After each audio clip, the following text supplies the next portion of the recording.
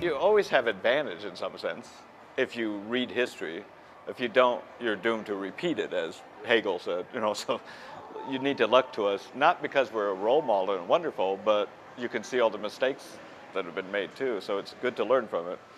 And you do have, when we started, there was no technology at our disposal, so you have this widespread technology. I'm worried about the car here, for example, and even that last question we talked about. So if I have something to worry about, you have this beautiful public space. I have no problems with it. It's wonderful. And the zestfulness for people living here, their playfulness, the artwork, but the car still is ruining too much. How to build a sustainable community from the ground up, not by leaders, by citizens. We created that story, citizens. We decided to create our own story, and what happens is, once that story is out there, it wasn't real and I'll tell you more about this, but the story was not real 40 years ago. We made it up. We created the story. And over 40 years, it's become true. Because as you put a message out, when you brand, in advertising, you brand Portland, now what happens is, young creatives, as they're called, are moving to Portland, fourth highest migration of young, well-educated, entrepreneurial people. And so the myth is becoming a reality. Yes, public spaces and targeting certain places is important, but it seems like the bigger question here is, are those connected? Or, what else do you have to do to really keep the livability up? And the thing to do is give people more and more experiences in car-free zones. It's not to do away with the car, but if people don't remember what the experience was anymore. Oh, it's quiet. I can actually talk this close when I'm in. So more of those events. You can use social media a lot to get people out. Even the smart mob kinds of things. Be creative, playful. That's what you've got at your disposal that we didn't have. Sometimes people get so dead earnest. And they don't understand that change takes place at a fun and playful level too. And I know you guys can do that. I've seen it. And so you're creative. You can be creative in this change where they go, all right, we got this problem. Let's do A, B, and C. Even in that early stage, as I said about communication, where you brainstorm, and you just throw out the wildest ideas possible until you can hone it down to which ones are really going to work. But something like that, I trust you guys. All of you people, not just guys, that you can do that between the social media and your attitude towards life, the love of Guadalajara. It's all there, It's just throwing yourselves into it and not working too hard. Remember, it's a long distance run. I always remind myself, it's not a sprint here. It's a long distance run. And what's interesting now is that, remember what I said, they were like a renegade, illegal group when they started on this. And now there's 280 of these intersection projects, and the government, City of Portland, pays for them. They learned. They learned that this was a great way to involve people, and it was a good strategy for slowing down traffic. Looking at it from a social movement point of view, you see an organization gets formed around an issue like getting more bikes. And you're on the outside, probably. You're an NGO or a voluntary group. And then when you're successful, your agenda is incorporated, and maybe they put you on a committee to do a master plan, and now you're working with the government. And then what comes along later, it did in the United States, is a group called Critical Mass. Right. And they would look at the people like, you guys are old-fashioned, and they would stretch the limits. When you study social movement, you realize that the energy is lost when it gets to the organizational stage. Right. So civil rights had incredible energy and power at the beginning that began to get lost, because pretty soon you're fundraising and buying computers and, and you're maintaining your organization rather than putting energy into something else. But anyway, there's this multitude of roles. You play off of each other, you know.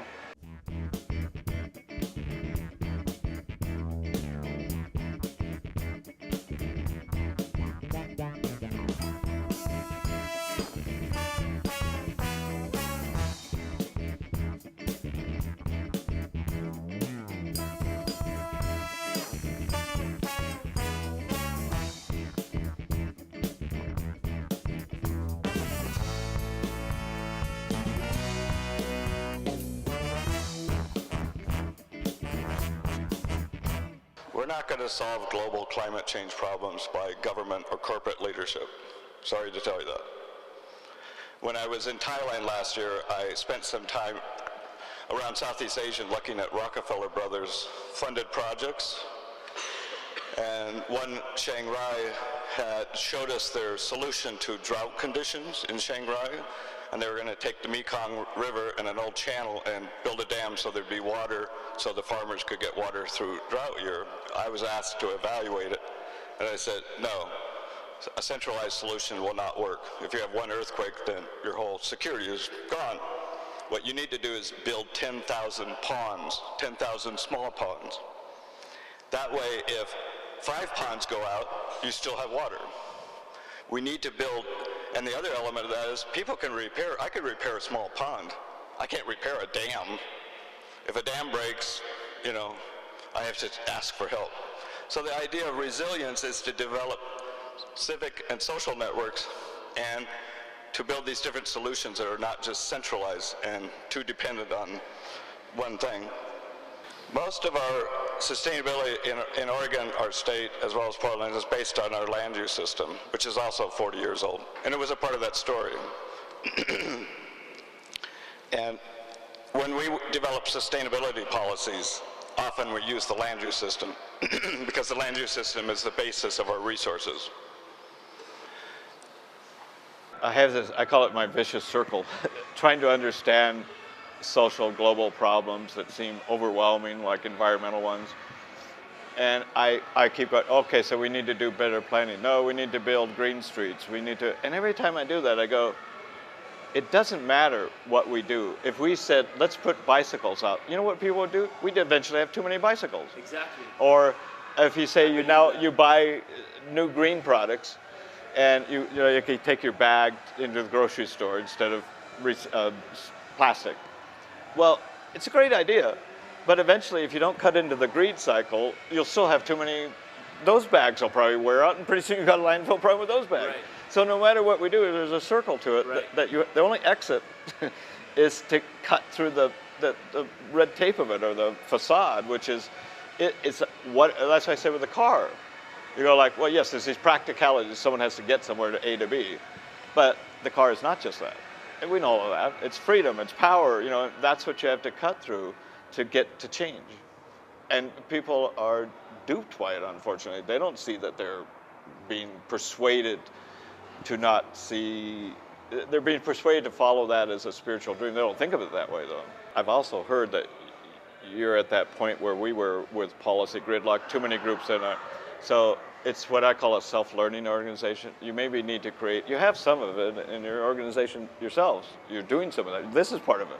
But how do you get communication across different boundaries and bring people together and understand it as a dialogue issue that if I'm only into environment, then I sometimes refer to some of those people as eco-Nazis. They're just like, they're so focused on that they don't see that they're not paying attention. And it's how the environmental justice movement came out of the failure of the environmental movement to recognize how poor people were having, Audubon actually put a hazardous dump in the Bronx, which was the beginning, so it was like the environmental movement is very postmodern, as they call it. It's not a movement that appeals to poor people who are just trying to survive. So you have to build that bridge and understand the different dialogues. And for that, you constantly have to develop new organizational structures. Ones that may include government and not, and partnerships. That has to keep, somebody call it the repertories of contention. It's the repertory of different actions and organizations, and that has to be consciously followed. It's one by one. And when I was beginning to save a watershed, what I did on a Saturday, every weekend I said I was going to talk to 5 people. about why we need. And so I would walk this trail until I talked to 5 people, because I thought, well, 5 people times 300, or not 300 days, but 52 times, and if 20 of us are doing that, it's that kind of incremental one-to-one.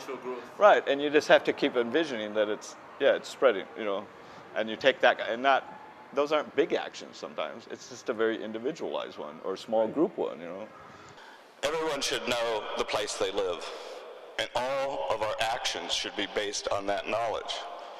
Not on some approach that we think works everywhere. We need to understand better the places we live. You have a heart of a beautiful city.